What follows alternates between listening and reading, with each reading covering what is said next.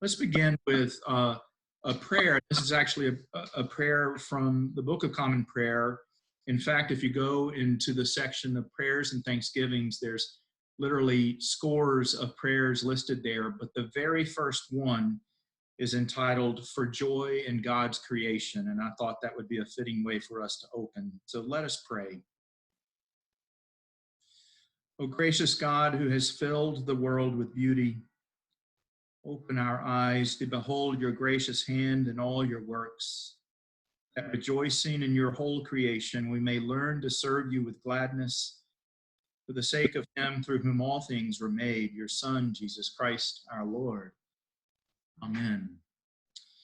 So if we'll turn to the next slide then, the invitation for us is to think theologically about our work of creation care. And if I were to condense it down, I would condense it into 6 or possibly 7 tenets of Christian faith, and that translate into environmental ethics. The first, and none of these should be surprising to you at all, but the first is that God claims all of creation as beloved, that we know from the story of Genesis that God looked over all that was made and declared that it was good. And in the goodness, there is a sense of being claimed. And that's the underpinning for everything that follows. The second thing is that humans are an inseparable part of creation.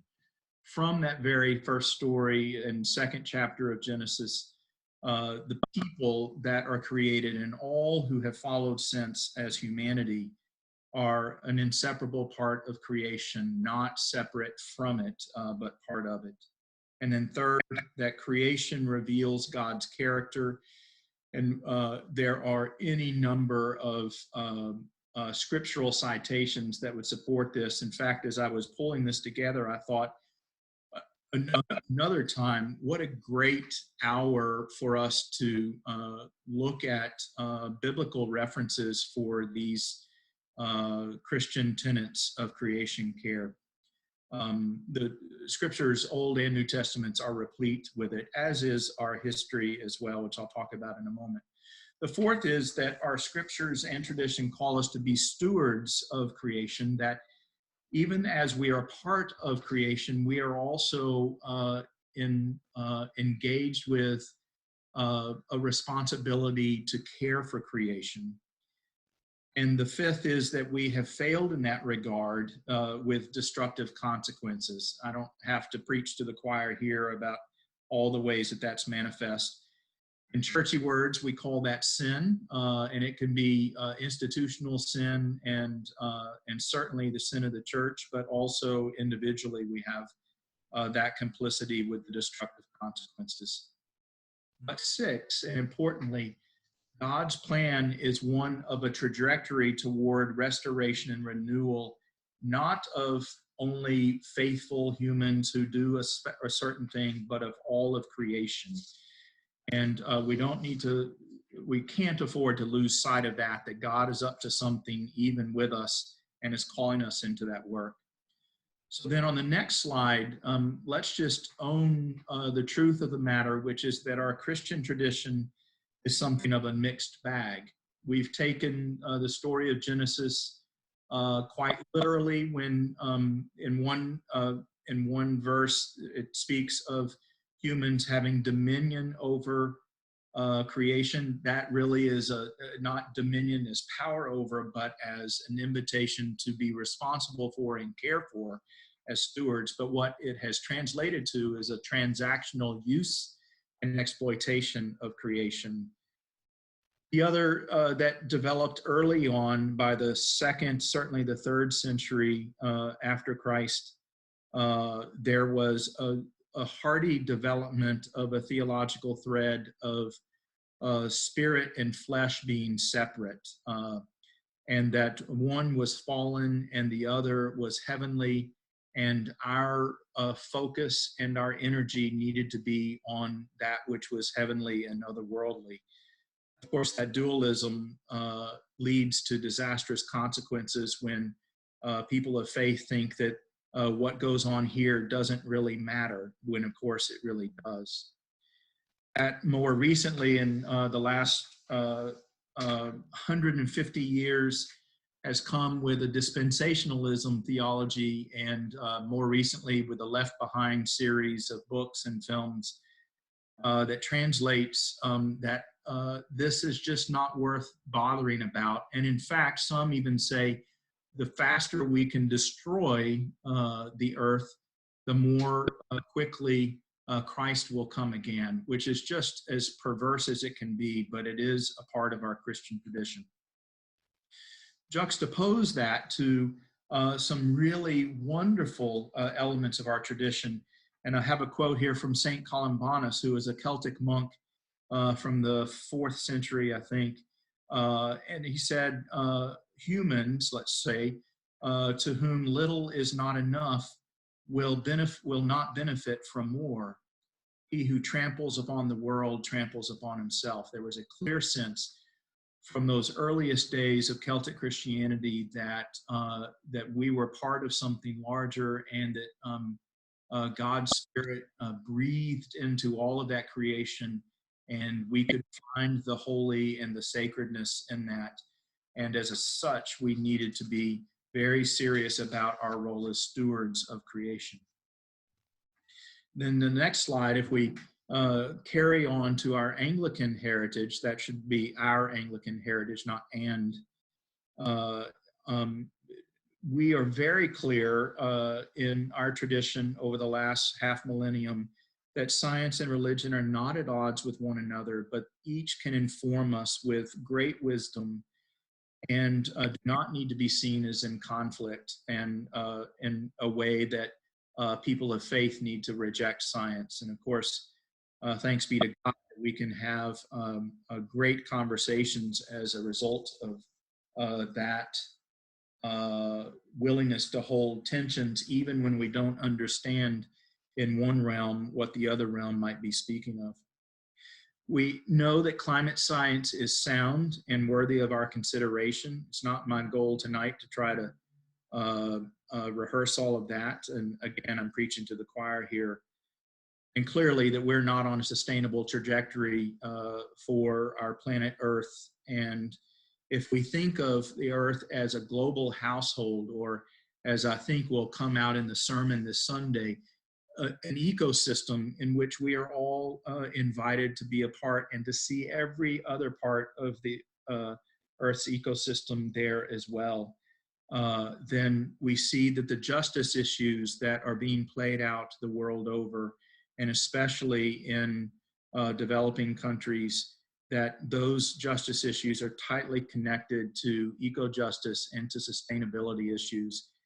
And again, I think Scott will even mention some of the things that we can do to help draw down some of those global impacts.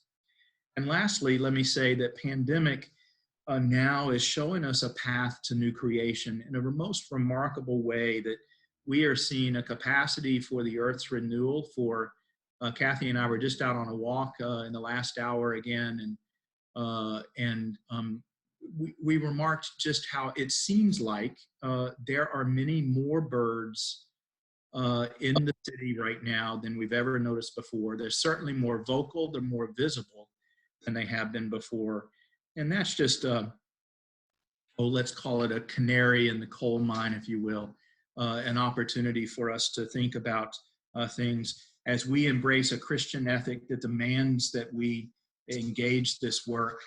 Then how do we do that in light of the pandemic and the gift that it is presenting to us to lead a transformed life coming out of it?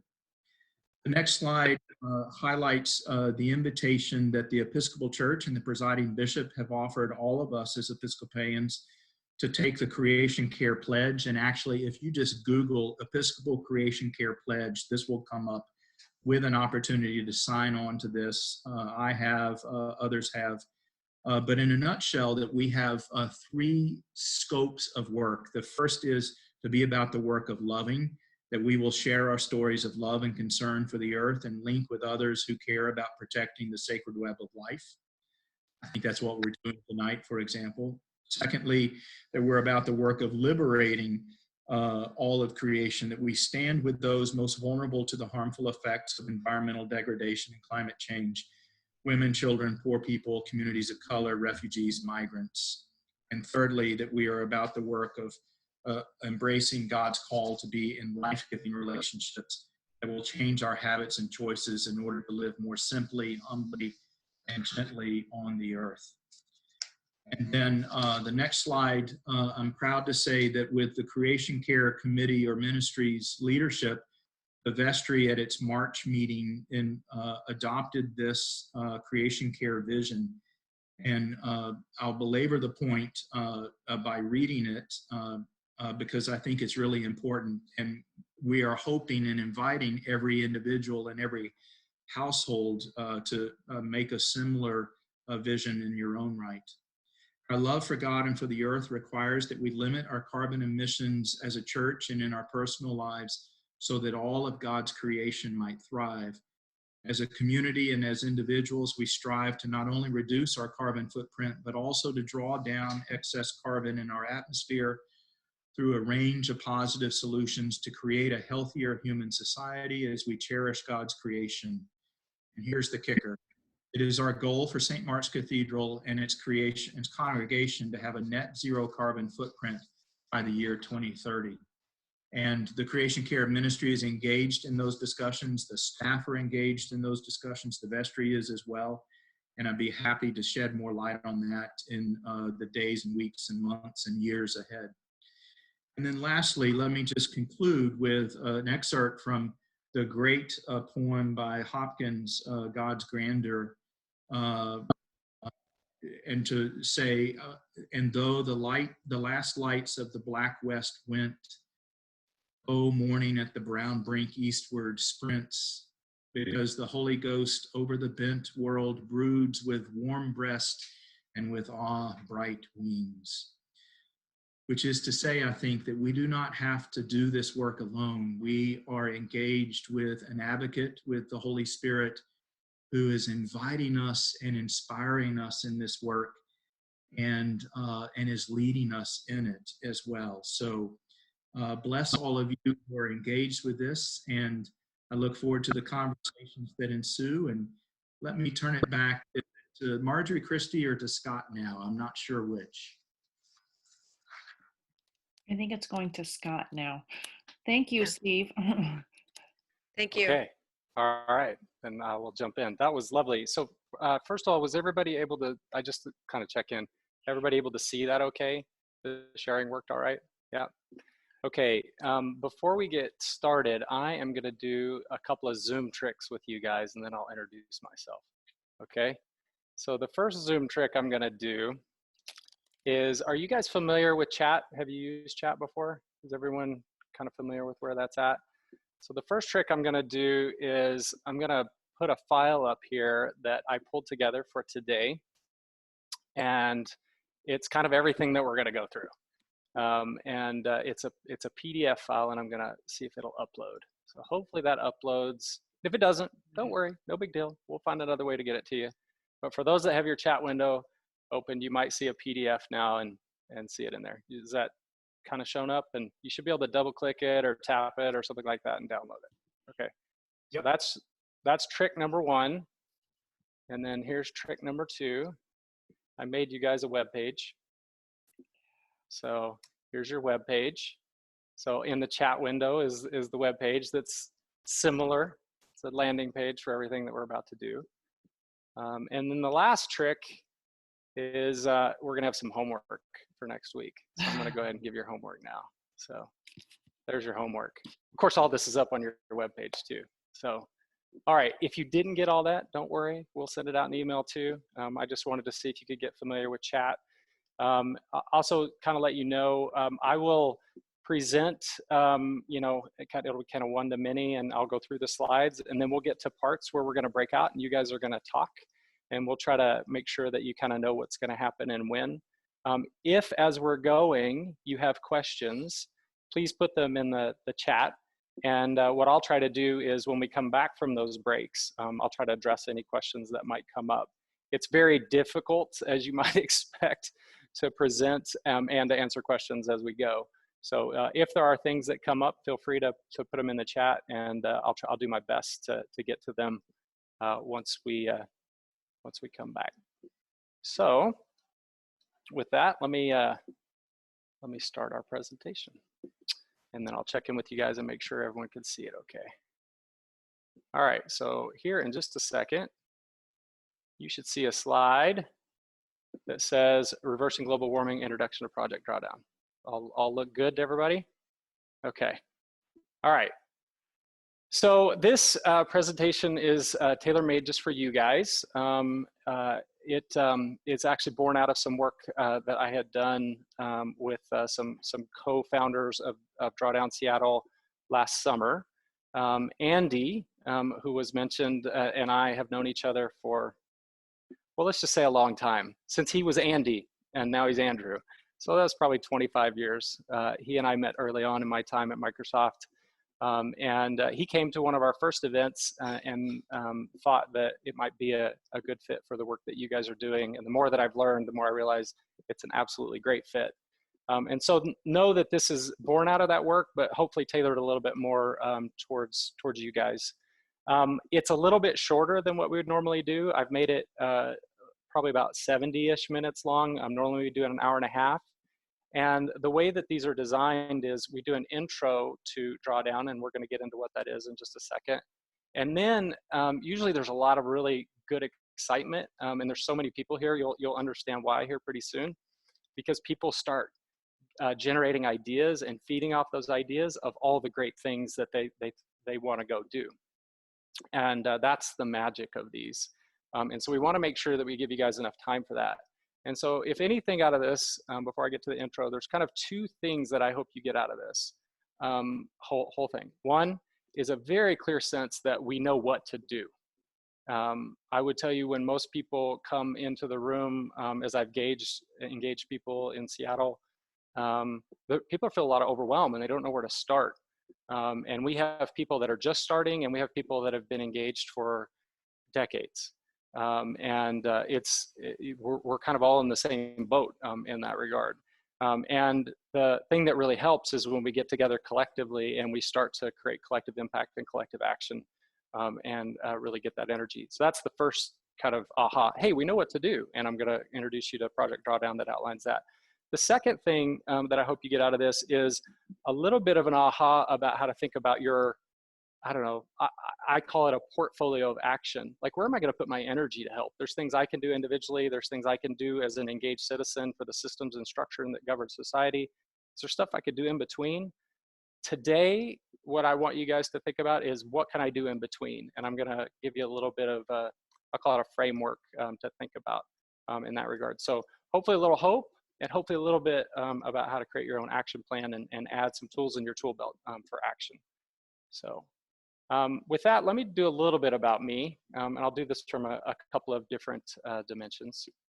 The first is, I don't know if you guys have ever seen this internet video that came out about 10 years ago called The Story of Stuff. And I see some nods of heads for folks that have seen it. If you have seen it, you would notice this kind of diagram that sort of shows how all stuff was made. And I thought I'd use this as at least one way to describe me and my background. This diagram, what it shows is from left, it shows our planet, very happy and tranquil, and nature in its excellent form, being slowly transformed into a bunch of stuff, and that's everything from extracting raw materials to manufacturing them to turning them into some kind of good to be sold. And then, of course, selling that and distributing it. And then at some point, it's got to go somewhere. So, where does that actually go? Most of my adult life has been focused on this particular part of the puzzle, at least professionally. So when I was at Microsoft, most of my time was in Xbox. I was responsible for the product definition of what that video game console system was over the years for about 17 years. I made video games. I was the very, example of creating and myself consuming, which is really what that golden arrow is all about. And, you know, there was a point, there was an epiphany that I had that, wait a minute, that couldn't possibly be all there is to life. There must be a greater calling. And so, you know, as I started having this epiphany, I started thinking a little bit, well, wait, maybe it isn't about just selling stuff and consuming stuff. Maybe there's a greater purpose here for why we're here. And as my thoughts started to lean back in this direction, I started to do a lot more inward journey. And so I wanted to talk to you about the second part a little bit about who I am. And I come to you as a man of faith and someone who believes deeply in our responsibility for taking care of this planet. And so one of the first places I went, I'm a member of the parish at St. Joseph. Our kids grew up in that parish and in others like it as we've moved around the country and around the world. And we definitely see ourselves as stewards of the planet. And so one of the first things I did as I started having this epiphany is I went to my faith and, you know, thank goodness, you know, Pope Francis had written Laudato Si and the encyclical, and it gave me something, a basis to start, you know, really kind of exploring this. And I pulled something out of Laudato Si that really spoke to me. Christians in their turn realize that their responsibility within creation and their duty towards nature and the Creator are an essential part of their faith. So not only do I come to you as, you know, I would say a Reformed tech executive, but also who believes passionately that this is our calling, and that there's a lot of possibility and hope that comes out of this calling as well. So as I started kind of diving in that, hey, maybe there was more to life, and maybe the future that I was setting up for my kids wasn't, well, maybe I wasn't giving them a future that was better than mine. And that's pretty humbling to even say, honestly. What did I do once I knew? Like, once you know what's going on and once you know you're complicit to it, what do you do? Where do you start? And so, you know, I have this kind of mantra, if you will, this kind of approach, which is maybe start with people that have been looking at this for a while, and maybe listen to them and maybe learn what they've learned. And as it so happens, I was invited into a session kind of like this. It was actually in someone's living room. I guess we can pretend like this is a big living room right now. And it was someone that was in our parish who lives right down the street from us. I'm in Capitol Hill right now. And I was introduced to two organizations in that. The first organization was the Project Drawdown team, led by the gentleman on the left there, a guy named Paul Hawken.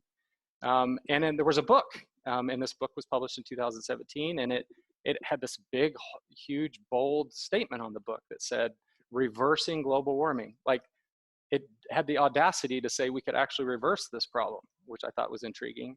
And then the second organization I got introduced to was a group called the Pachamama Alliance, whose mission is on the right, which is really focused on bringing forth an environmentally sustainable, spiritually fulfilling, socially just human presence on this planet, which, what an incredible mission. And what the two of them together brought was not only the scientific solutions, but also the framework and the teaching for actually being able to help people understand it. And so Pachamama has a whole bunch of courses, and in fact, in the supplemental materials that I've given you in that PDF and on your website, you'll see some links that I've put in there, both to Project Drawdown and to the Pachamama Alliance. So a lot of what I'm talking to you about tonight is started with that journey and being introduced to them about 3 years ago. And I'm very thankful because it, hopefully for you guys as well, it gave me a sense of like hope and like, okay, I know where to start. So a lot of times it's probably good to, like, you know, start with definitions. So what is this drawdown term, and what does it actually mean? And this is taken, for those that may not have followed drawdown or been introduced to it, there's actually just been a huge revision. There's a 2020 update called Drawdown Review, and this definition is actually taken from that. And so drawdown is a military term, but in this case, it's really focused on greenhouse gases. So I'm going to read this to you guys. It's the future point in time when levels of greenhouse gases in the atmosphere stop climbing and start to steadily decline. This is the point when we begin the process of stopping further climate change and averting potentially catastrophic warming. And the most exciting part for me is it's a critical turning point for life on Earth. And what is exciting about this to me is, prior to me being introduced to Project Drawdown, no one had ever put out a goal of reversing this problem and said, what do we know? Let's put a stake in the ground. What would we have to do? And across what parts of our way of life would we actually have to address that? And, for 20 plus years, Paul Hawkins kept asking the question, hey, has anyone measured this, modeled it, mapped it? Has anyone really gotten their arms around that? And in 2017, they published a book of 100 solutions that do exactly that. And I'm going to give you a pretty good sense of that today. So for me, this is the hope. It's the critical turning point. With that, let me kind of give you a sense of the meat of the rest of our conversation today. When I first put this presentation together, I thought I'd spend a little bit of time on the problem, but as I got into today and this morning, I was like, let's give ourselves a little bit more time to discuss. And in the supplemental materials I've given you a pointer to one of the videos that I intended to show you, one that I think is a really good tonal video about the problem. We're going to focus our time tonight on solutions. And I'm going to assume you mostly know about the problem. And if you want a refresher, I've got a link to that video in the materials I've given you. Really, the heart of tonight is going to be about the proven solutions. We're going to talk about that quite a bit, and your role, and to get you kind of thinking about that maybe in a different way than what you thought about it before. And I was kind of kidding about this a little bit earlier before everyone came on, but all of the learning and everything is great, but we need to get into action. We need to do some very rapid drawdown across multiple areas of our way of life. Well, what can each of us do? And so I've created a kind of modified version of our intro and getting into action series for tonight and then next week to get you guys kind of jump started and to invite you into that in a way that hopefully will inspire you guys and get you rolling onto your own action plan. So with that, this in the slides, which are linked in all the material, supplement materials that I've given you, there is a link to that video. So this has that in it. And the only thing that I really wanted to talk about in the section that I had kind of carved out for the problem was to introduce you to Dr. Catherine Hayhoe. If you haven't met Dr. Catherine Hayhoe, she's a superhero. I don't know how else to explain Dr. Catherine Hayhoe. She's an incredible client scientist, an incredible communicator, evangelical Christian, and fun fact, she lives in my old hometown in Lubbock, Texas. So I guess, I'm probably a little biased, but I did like this quote, which I thought really kind of reinforced, a little bit about the, our purpose, which is my faith tells me that God does want people to understand climate change and to do something about it. So with that, I want to kind of jump into the solutions. And I'm going to just check the chat real quick and make sure everything's going okay. Yeah, okay, looks like it is. All right, so on the proven solutions, when I first started doing these, I kind of, I'd talk through the solutions. And I actually found this really good video that does a great job in about 11 minutes. And so what I'm going to do is I'm going to start this video for you guys. And it should, fingers crossed, the audio and the video should come through. I'm going to stop my video just, in the hopes of giving you a slightly better experience. And it's about 11 minutes long, just so you know. So get ready for a great 11-minute video that gives you kind of a sense of what Drawdown is. And here we go. Antarctica, the world's greatest freezer, is melting. The Earth is doomed. How will humans fight back before our cities are inundated? And we're running out of time. Now that was scary, right? But that's how most people get their information on climate change. Now, we're not saying that the science is inaccurate. Yes, there is a problem, which is rising carbon in the atmosphere, which has a history of going up and down. Here's where humans came in. Here's where we started burning oil, gas, and coal. And here's where we are today. In fact, the actual level of carbon dioxide concentration in our atmosphere is 490 ppm, or parts per million. So yes, that is the problem statement. But is it game over, or are there solutions to address this? Global warming has been in the public sphere for more than 40 years. Our atmosphere seems to be getting warmer. This is bad? Well, it's been calculated a few degrees rise in the Earth's temperature would melt the polar ice caps. But no one has yet mapped out concrete solutions to reverse global warming. Well, until now. Environmentalist Paul Hawken started a small organization in Sausalito to map out the solutions. He called it Project Drawdown. He defined drawdown as reduction in the carbon in our atmosphere.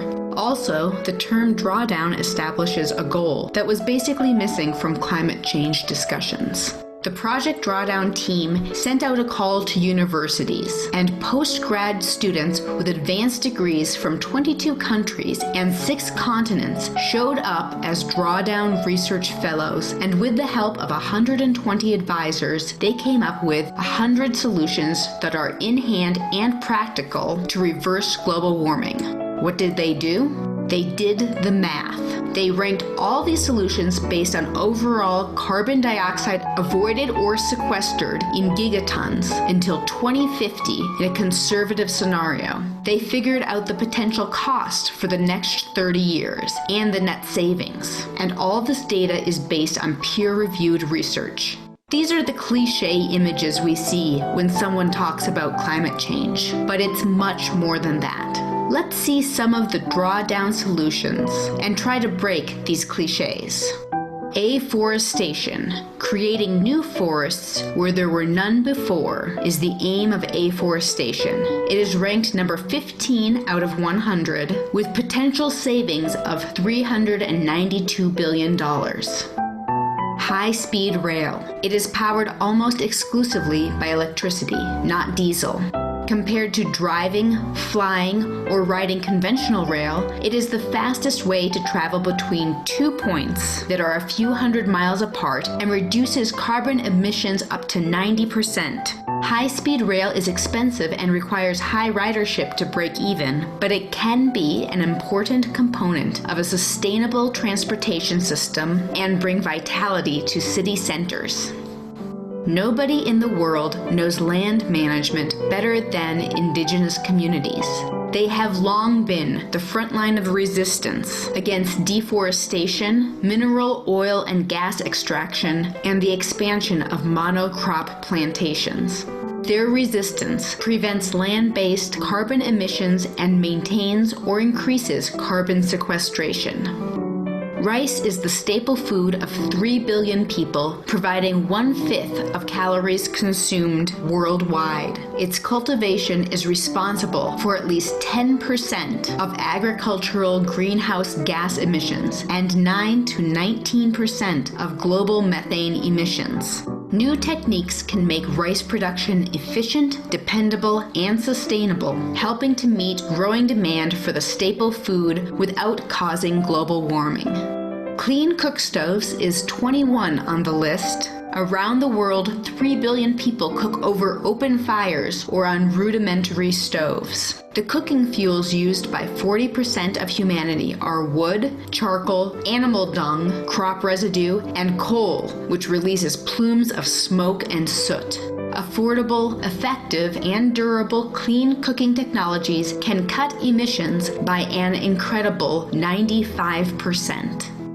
Wind energy is at the crest of initiatives to address global warming in the coming 3 decades. The wind industry is marked by a rapid increase in numbers of turbines, dropping costs, and heightened performance. In many areas, wind is either competitive with or less expensive than coal-generated electricity. onshore wind turbine is the number 2 solution, and offshore wind turbine is number 22 on the list. Combined together, they become the number 1 solution to reverse global warming. This is Namora, a remote community high in Peru's northern Andes, where farmers spend their days attending to the potato crops under the bright blue sky. People here used to rely on kerosene to get a bit of light when temperatures can drop to near freezing. But a few months ago, solar panels were installed on their small adobe homes, providing enough electricity for a few light bulbs, a cell phone charger, a radio, and a television. This switch has brought big social and economic benefits. And just like that, rooftop solar is replacing kerosene and providing electricity to people in rural South America and parts of Africa. Rooftop solar continues to gain popularity as the cost of panels falls, driven by incentives to accelerate growth and economies of scale in manufacturing. Rooftop solar is number 10 on the list. Waste production multiplied tenfold over the last century and will likely double again by 2025. Half or less of that waste is generated at a household level. Recycling can reduce emissions because producing new products from recovered materials often saves energy. Managing household waste tends to be the responsibility of city governments or of informal waste collection in lower income cities. Leading cities have achieved recycling rates of 65% or more. Household recycling is number 55 on the list. There are 20 solutions out of the 100 which are coming attractions and have great potential for drawdown. Marine permaculture is an innovation to restore natural ocean overturning circulation, a process that brings nutrient-rich waters to the sea surface and restores aquatic plant and animal productivity. Floating kelp forests could sequester billions of tons of carbon dioxide while providing food, feed, fertilizer, fiber, and biofuels to the world. These cows are eating seaweed.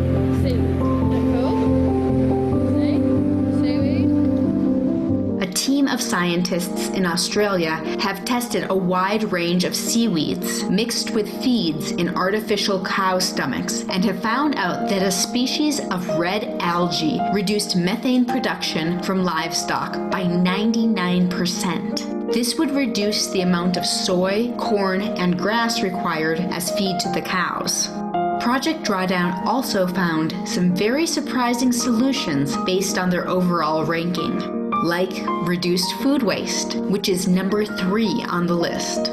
1/3 of the food raised or prepared does not make it from farm or factory to fork. The food we waste is responsible for roughly 8% of global emissions. There are a number of ways to address this issue. In lower income countries, improving infrastructure for storage, processing, and transportation is essential. In higher income regions, major interventions are needed at the retail and consumer levels. Beyond addressing emissions, these efforts can also help to meet future food demand. Plant-rich diet is number 4 on the list. Shifting to a diet rich in plants is a demand-side solution to global warming that runs counter to the meat-centric Western diet, which is on the rise globally. Plant-rich diets reduce emissions and also tend to be healthier, leading to a lower rate of chronic diseases. Education lays the foundation for a vibrant life for girls and women, their families, and their communities. It also is one of the most powerful levers available for avoiding emissions by curbing population growth. Women with more years of education have fewer and healthier children and actively manage their reproductive health. Educated girls realize higher wages and greater upward mobility, contributing to economic growth. Their rates of maternal mortality drop, as do the mortality rates of their babies. They're less likely to marry as children or against their will. They have lower incidence of HIV, AIDS, and malaria. Their agricultural plots are more productive and their families better nourished. Today, there are economic, cultural, and safety-related barriers that still impede 62 million girls around the world from realizing their right to education. Educating girls is surprisingly number 6 on the list. Related to educating girls is family planning, the number 7 solution. Securing women's rights to voluntary, high-quality family planning around the world would have powerful, positive impacts on the health, welfare, and life expectancy of both women and their children. It also can affect greenhouse gas emissions. Based on carbon dioxide equivalent reductions, educating girls and family planning are number 6 and 7 solutions respectively, compared to the number 1 solution, refrigerant management. However, if we combine number 6 and number 7, it becomes the number 1 solution. So to summarize, these are the top 20 solutions. Refrigerant management is number 1. Educating girls and family planning are number 6 and number 7. Electricity generation is 5 of the top 20, and food is 8 of the top 20 solutions. Which is the most important out of all of these solutions? All of them. Every solution is important. So what's the call to action? Well, we're sure that there's at least one of these 100 solutions that you're most passionate about and will aspire to make Drawdown happen.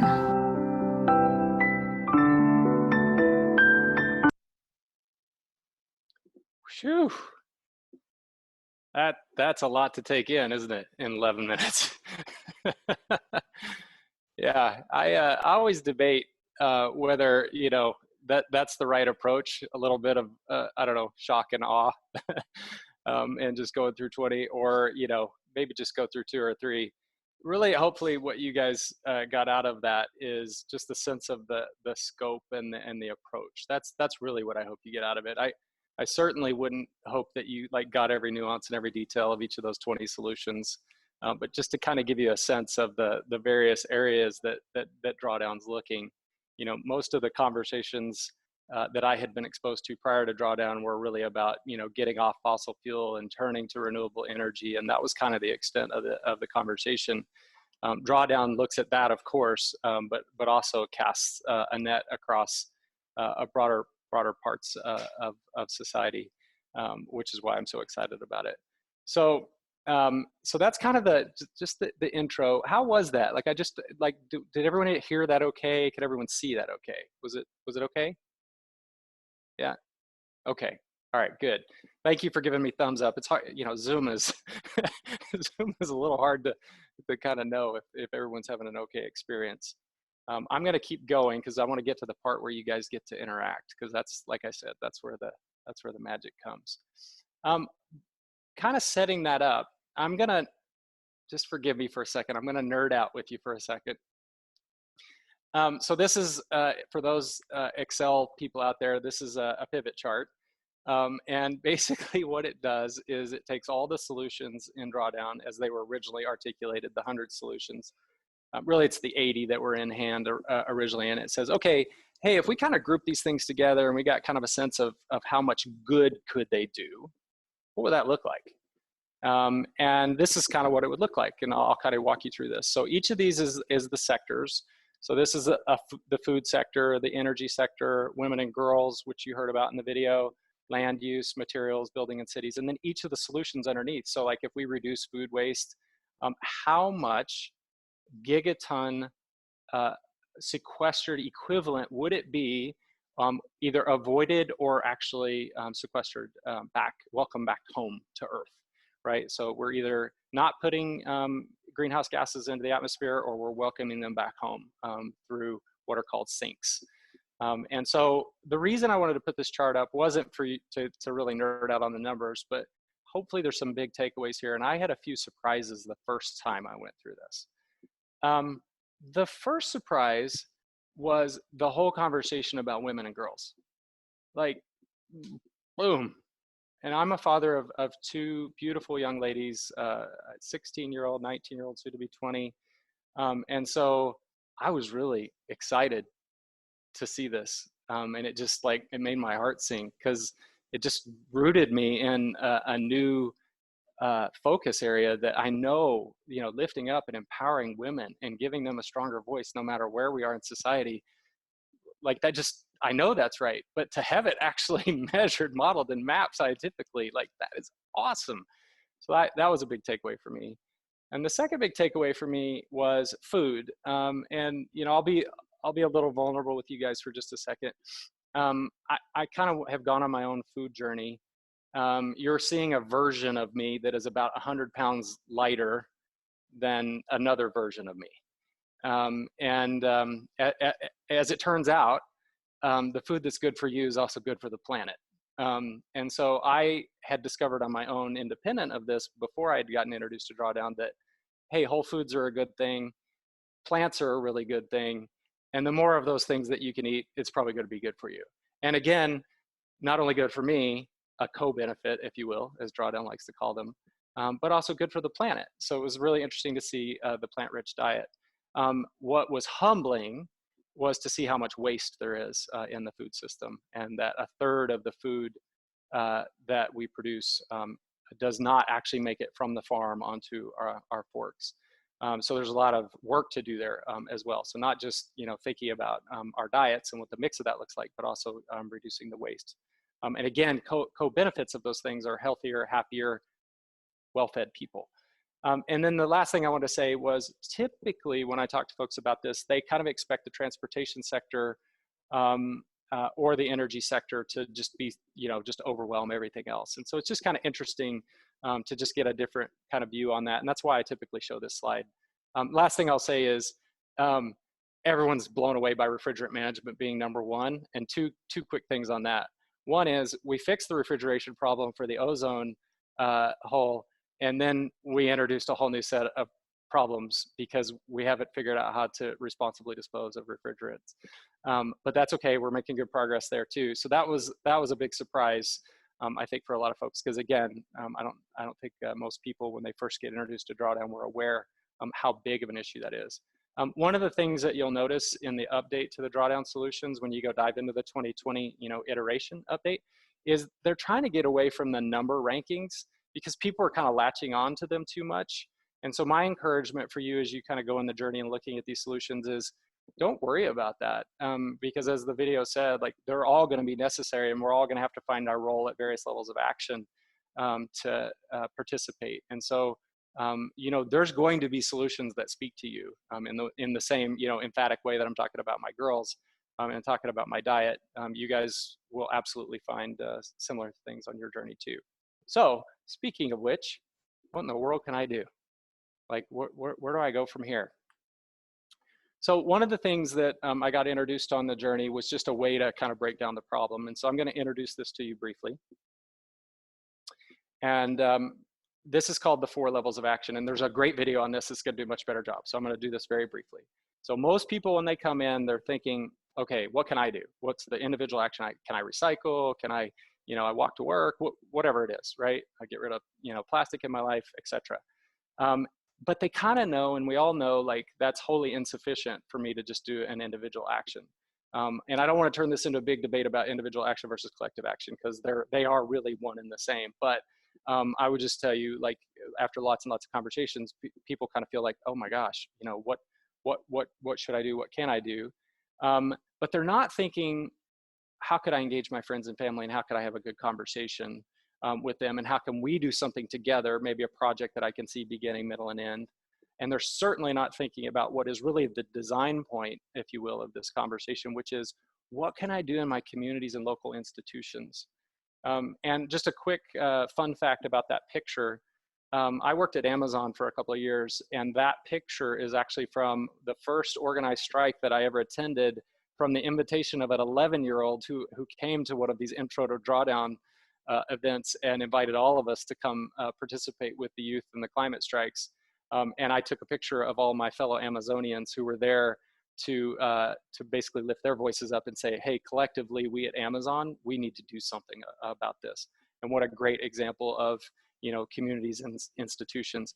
This group, St. Mark's, is a perfect example of level 3 action. Like, you guys may not have fully internalized what an incredible gift that not only you're creating for your community, but for your peer communities, who will look to you as an example and as leaders that are so desperately needed right now. And it's this level 3 action, I believe, that will ultimately lead that groundswell that's going to lead to the level 4 action that, of course, is about the systems and structures, its policy, laws, and economy. And so this is sort of the general framework, right? You know, from level 1 to level 4. Most people are in level 1 and level 4 in their minds. I really want you guys to think about level 2 and level 3. And we're going to have brief discussion, and Christy and I are going to try our breakout chops here. And we're going to see if we can have a 5-minute breakout. And before we start, let me just set it up. So every time we get together and we have these discussions, I learned something new. I learned something that I didn't know existed that I can add into my personal action set. Every single time. I've probably done, I don't know, 30 or 40 of these.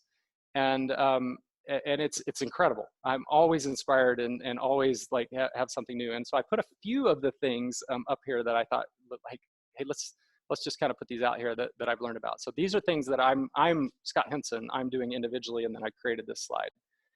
So the first here on the left is, you know, we started this, we'll call it the plastic audit. Like, how much plastic do we have in our life and how do we get rid of it? And just to kind of get in our minds, you know, less waste, right? And certainly plastic contributes to greenhouse gases, maybe not as much as you might think. And as we were doing that and we were learning, we were sharing with our friends. And one of my friends, who was kind of a skeptic about this whole thing, texted me this picture and said, "We've gone and changed all the soap at our house. And it's all now bar soap, and we've gotten rid of all that. We're stopping buying plastic containers." And what a great example of just, you know, talking to someone, have no idea what's going to actually happen. And then 3 weeks after I had the conversation, he sends me this text and says, "Hey, you may not know it, but what you're doing and what you're saying, it actually matters, even though I don't always tell you that." So that's the first thing I want to share. The second thing I want to share just real quick is Ecosia. If you don't know about Ecosia and you want to take a really simple action today, you know, maybe you're getting tired of Google, maybe. I know Google's great. Maybe you're getting tired of Bing, and, you know, maybe Bing's great too. Try Ecosia. If you go to ecosia.org, it can be your search engine. And guess what? All of their profit, 100% of it, goes to planting trees. Every time you search, the ad revenue is used to plant trees. And you can learn all about it at ecosia.org, and you could be a part of the solution just by looking stuff up on the internet. And what a great action that is, right? I learned that from an 11-year-old at a climate strike. So those are a couple examples. And then in the lower right is bamboo toilet paper, which maybe I'll tell you that story if we have more time. So now I'm going to invite Christy, and we're going to do a 5-minute breakout, and I'm going to invite you guys to share some of the things that you're doing, and just kind of get to know each other maybe a little bit more through some of the actions that you're taking individually. And then we'll come back together in about 5 minutes, okay? Okay. Yeah. All right, I am going to share my screen again. We'll get back into slide mode here, and then we'll keep on going. Hopefully that was good for everybody. Yeah, usually is good. And okay, so slides should be back up. Hopefully you guys can see that just fine. Yeah, all right. Okay, so I bet you learned something new. Maybe something you didn't know about someone through that whole process. Like I said, tons of stuff I've learned through these. We're gonna kind of then go into the next big part of this, which is really kind of getting you oriented towards that spark of action, which is really what this is all designed about. So as I said, there's these 4 levels of action, but today we really want to focus on these 2 with an emphasis on this community and institutions, and starting to think about, well, what might we do either to accelerate what we're already doing, because you guys are doing some incredible things as a community, or to start some new things. And so with that, I'm going to introduce a gentleman named Will Grant. Will Grant is, this is now a 7-minute video, and we're going to do it basically the same way we did before, where he's going to walk you through the 4 levels of action, give you kind of some anecdotes, and kind of get your mind sort of oriented towards, okay, what might my personal portfolio of action look like? So let me start that. I'm going to stop my video and then start his video.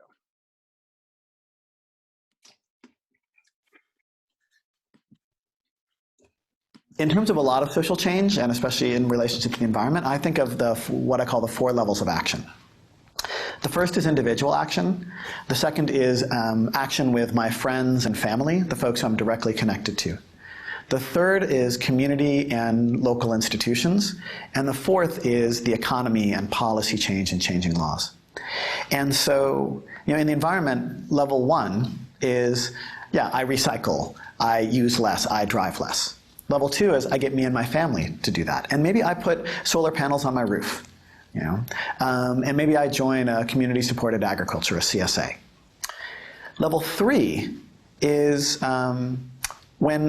that's when I start to do things like change the way the schools that I'm connected to, right? The way that I change my workplace, that maybe I organize in my town, right, to start moving towards a community solar array, or that I start to, I go into the industries that I work in and I make changes. And the idea for level 3 for me is the place where it's at the level of institution and groups, but where I'm still known as a person. And so the example, and the other model that I give for level 3 is, if I can get in touch with a person who's in charge within about a week and get a meeting, that's what I would consider to be about level 3. Like with some work, I can get a brief meeting with the mayor of my town, right? And then level 4 is, like I say, policy. It's change the law. It's write your congressperson. It's boycott this product.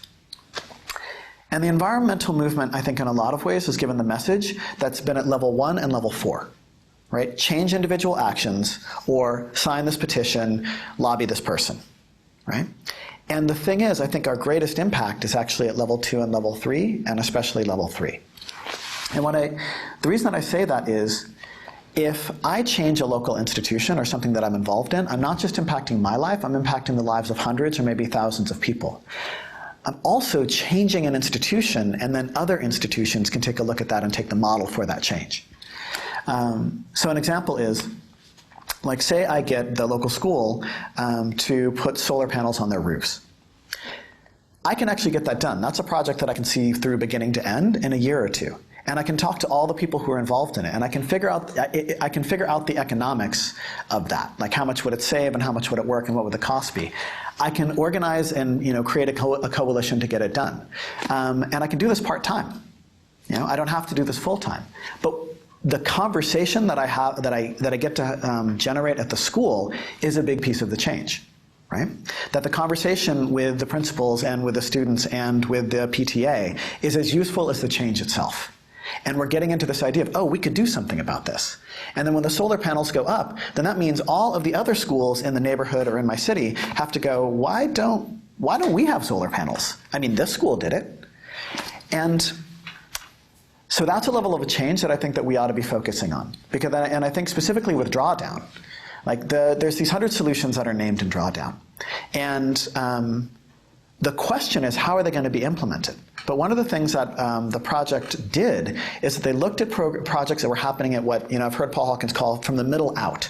Not just from the grassroots up, not just from the top down, but from most of those changes were organized by people working at level 3. That it was farms figuring out how to change their farms and change their relationship to the market. It was, solar panels started very much at the municipal level. And so, doing environmental regeneration and afforestation, like there are large-scale national policies that do that, but a lot of it is local folks in a community who have a connection to a particular piece of land that has said, let's replant this forest or let's regenerate this river, right? And so the implementation of Drawdown in a lot of ways is going to be at level 3. And that's where the momentum gets changed, because then it creates models for change and the sense that people see the possibilities of doing it. It's also a level at which a lot of people can participate. And we do not have to wait for anyone. We don't have to wait for Congress. We don't have to wait for a company like Kmart or Walmart to change what they're doing. We don't have to do that, right? We can change it at the level of the institution. And that's where I think the momentum is going to be implemented. So to get back to that question of I drove here, and that sense of it, it's, should I figure out ways to use public transportation and to not drive? Yes. And I do that also because that's my level 1, and because I'm trying to teach myself to get used to the new society that I think we're going to have to move into. And it's also so that I walk my talk. You know, those are all really important pieces. And do I get my family and friends to do the same thing? Yes. But working with teenagers taught me something really important. When I was working with them on environmental questions and we were re-examining the whole thing, they said, if it's not fun, don't talk to us. They're like, if something for the environment isn't something as an opportunity to socialize, then you're already done. And I was like, that's brilliant, you know? So first of all, that was this phenomenal lesson to me about working with teens. And then the second piece, though, was, right, I should be doing the same thing. What is up with all this grim, self-hating, blah, blah, blah? It's like, no. It's like, hey, let's all go to the farmer's market together. And so I try to go to the farmer's market with my friend. Let's carpool together. Let's be on BART together. It's like that level 2 element of making it social. I was sort of like, oh, it's this great pointing towards doing this as community because it's more fun and enjoyable to do that. And then when I do that, then we can really do level 3, and that's where the change comes. And level 4 is also important. Sign the petitions, write the congressperson, donate to Greenpeace, like do all of those things. But do it in this kind of whole system of, I think for me, is the way that we integrate all of these changes, and that I can know that I'm really doing something, and not do it from a place of guilt, but do it from a place of, I'm gonna change something. I'm gonna change the largest thing that I can change, that I can actually touch. In terms of this idea of kind of the level 2, level 3 change, another thing that I think about is, I think that the framing that a lot of folks think about in relationship to making change is that becoming an environmental activist, right? And so they have to be standing out on a corner with a clipboard saying, do you have a minute to talk about the environment? Or they have to be lobbying all the time, or they have to leave their job, gain a new profession, and go towards that.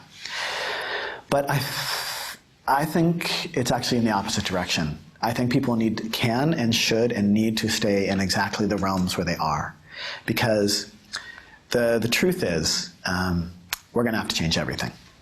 Like everything about it. What we eat, how we produce power, the clothes we wear, all of this. And every profession has a role to change. Every neighborhood is a place that can make the change. And so I think it's powerful for people to realize that the where they live and how they live and where they work is exactly the place where they can make the change.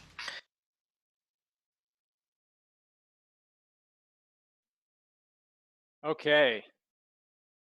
Good stuff. I love Will Grant. That guy, he just gets me jazzed up every time I see him. Hopefully you guys found it as inspiring as I do. And if you didn't, I know this next part will get you inspired. So let me get you to it. So this is the breakout I was saying that was a little more difficult to get people to come back. And you know, we're at about 8:14 p.m. So this will be fascinating to see how this plays out. So this is kind of where we start the spark of kind of getting everybody into action and starting to come up with your own action plans. And so this slide I put up as just as an example. And again, it's just my own personal example of, you know, one night my wife and I sat down and we did a brainstorm of like, hey, what are all the ideas? And this is early on, right? This is like, you know, a year ago we did this. And we said, hey, what are all the level 2 things we can brainstorm in 10 minutes? And what are all the, you know, level 3 things that we can brainstorm in 10 minutes? And this was the list that we came up. And we said, okay, let's pick something for food and land use. Let's pick something for women and girls. And then on level 2, which is really about friends and family and how could we bring, you know, our closest connections together around some of these things in ways that would be fun and inviting in the way that Will talked about. And then what could we do that were kind of those end-to-end projects that were really at level 3? And so I just put these up here. I want to read through them because I want to give you guys as much time as you can to kind of break out and discuss this. But here's kind of how we typically facilitate this. And it's harder on Zoom, but like if there's probably like a couple of ideas that you're thinking about, and hopefully your breakout groups are like 3 to 4 people. And so I'd like to give each of you 2 to 3 minutes each to just talk about some ideas that you might have in your head that are in these different areas, and just start to see what comes out of that. And we're going to give you guys, we're going to give you 12 minutes. Fingers crossed. I hope to see you back in 12 minutes. And just see what you come up with around this, just based on the little that you've seen. You know, hey, there's some solutions. Here's a framework. Got some ideas. Just see what comes from that. And we'll check back in 12 minutes. And I'll leave it to Christy to make it so. All right. So So normally, you know, we'd make this very interactive and we'd say, how did that go? And I'm just gonna kind of check in on faces here. How was that good? Did people enjoy that? Yeah. Fun, isn't it? Yeah. That's but great. Usually what happens is people are like, oh, I just started getting into the ideas. Can we go, like, I want to go more. Like I really want to get in on this. I was really inspired by this and that. And that's why, now that's the secret. That's why we decided to do this as a 2-part series, so we could do exactly that. And so one of the things that I told you guys is that I created a website for you, which I'm going to bring up in just a second. If you didn't have a chance to copy it from the chat, I'm going to put it in here again. And so this website has a link to the PDF. It's also right here. It should be on the screen. Hopefully you guys can see it. Can everyone see it? Good? Yep. So what you'll notice when you go up to it is from our talk, I have a folder with all the files and everything in it. I have Steve's Creation Care Theology in Action that he just went through, the slides that we've been through, and all the videos, including some of the stuff that I've referenced, even a video that I haven't shown you yet. So that's up on this site, and this site will stay live. So I did get asked about that and responded to it to everybody, so you might not have known what I was talking about. So so that's your kind of set of resources. It's also in the 2 PDFs. Now, the really key thing that I want to let you guys know is your homework for next week is actually up there. So please go visit that site or take a look at that second PDF that I put into the chat. And what that homework is it's really an opportunity for you to explore a couple of the solutions on the Drawdown website. And it should be very self-explanatory once you open it up and take a look at it. And so you have a whole bunch of resources, and you have a homework assignment for next week to do exactly what you're feeling right now, which is to go a little bit more in depth. And so one thing that you could do now is to think about someone you might want to invite into this conversation. And over the next week, maybe we have a few more folks. And ideally, maybe you can introduce them to Drawdown, or you can point them to some of these resources, or you know, it would be ideal that they at least have an idea of what Drawdown is before we start talking about solutions. But next week, I'm going to facilitate a session to really have you guys share a little bit of what you've learned over the last week, and hopefully that'll be a fun process for you to kind of dive in. And to kind of leave you at a point of inspiration, I'm gonna share a movie trailer with you guys, and this is a movie called 2040. And it's not available in the US, and so I know that's going to be frustrating, but it was made in Australia. It's available in Australia and New Zealand. It's actually was released in the UK. I would imagine they're dealing with a little bit of COVID rollout crisis right now. But if you took all these solutions in Drawdown and what we know can actually be implemented, and you did it at scale, and you married that with a father's desire to create a better world for his daughter, what would that look like, say 20 years from now? And so I'm going to show you one of my favorite parts of these intros, which is just the trailer from that movie, to give you a sense of, I think, a better world that our hearts know is possible. And so here's that trailer.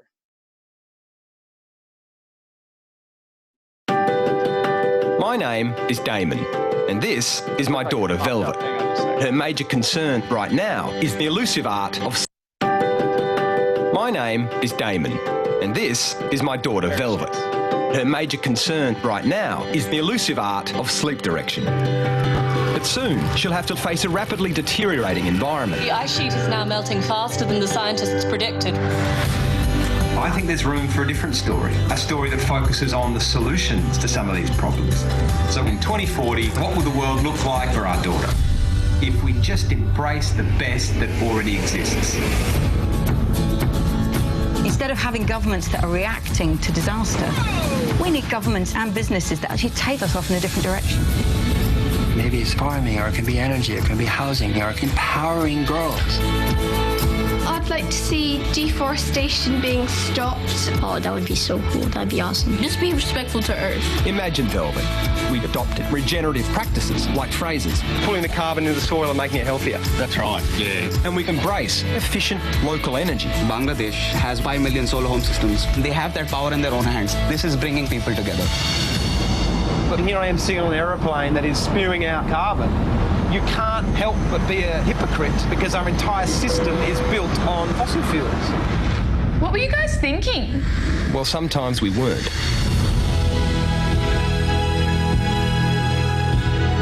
The power of innovation, imagination, creativity is within all people. People want to be working on something that they can see is actually helping to regenerate the world.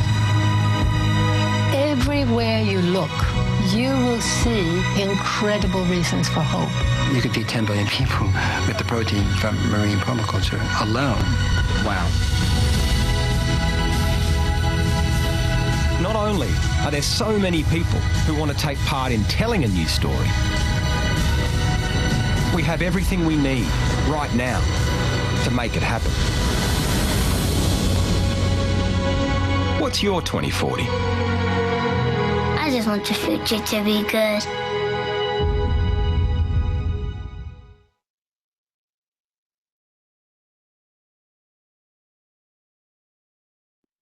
Pretty fun. I love that. I love that video. It's such a great way to end a conversation like this, I think.